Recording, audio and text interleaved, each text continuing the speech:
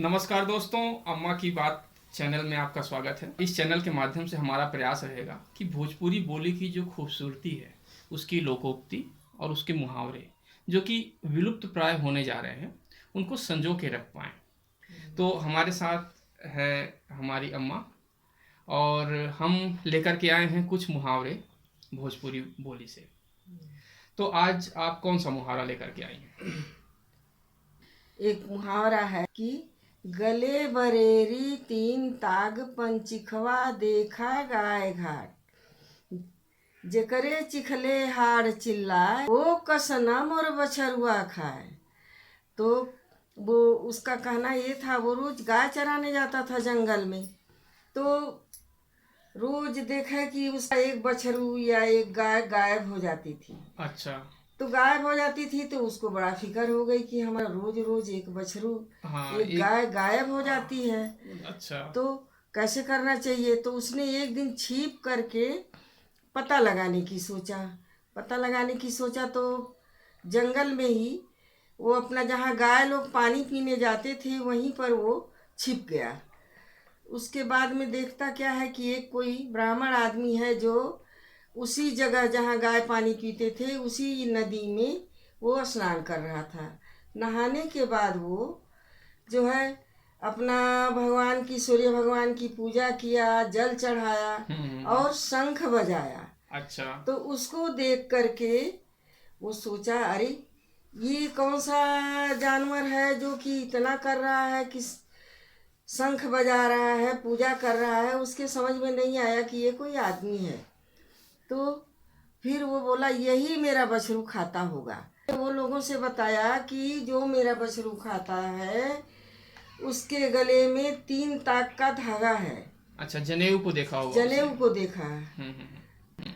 और वो पानी सूर्य भगवान को वो जल चढ़ाता था और पानी अर्पण करता था। तालाब के पानी को वो मुंह में लगा करके पीता था।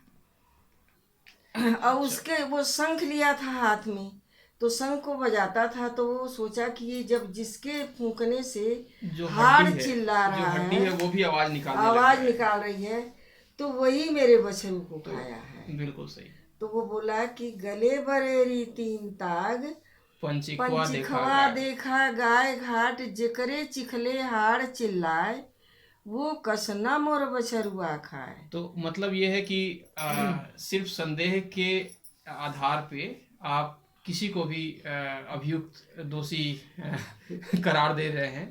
तो संदेह नहीं, हो तो प्रत्यक्ष देखा हाड़ को फूंकते हुए चिल्लाते हुए, उसमें संदेह की गुंजाइश अरे नहीं, लेकिन वो उसकी समझ में लेकिन वो यही बछरू थोड़ी आया। खाया होगा।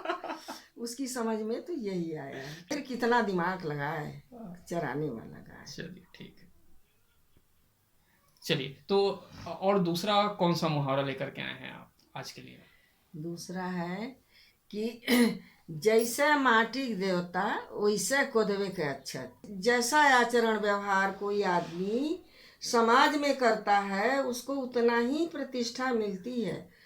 अगर वो अच्छा आदमी नहीं है, अच्छा व्यवहार नहीं करता है, अच्छे से नहीं रहता है, लोगों के साथ दुर्व्यवहार करता है, तो उसको समाज में उतनी प्रतिष्ठा नहीं मिलेगी जैसा कि एक प्रतिष्ठित आदमी को, अच्छे आदमी को समाज में मिलती है। इसीलिए कहा गया है कि जैसे माटी के देवता वैसे को देवे का अक्षर।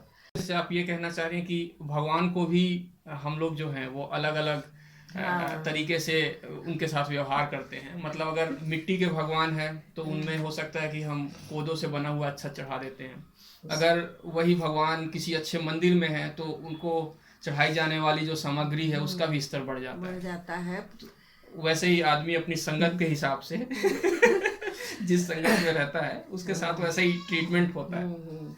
इसीलिए कहा गया है कि भगवान जो है जैसे माटी के देवता वैसे को देवे का अक्षत, उनके साथ वही व्यवहार होता है।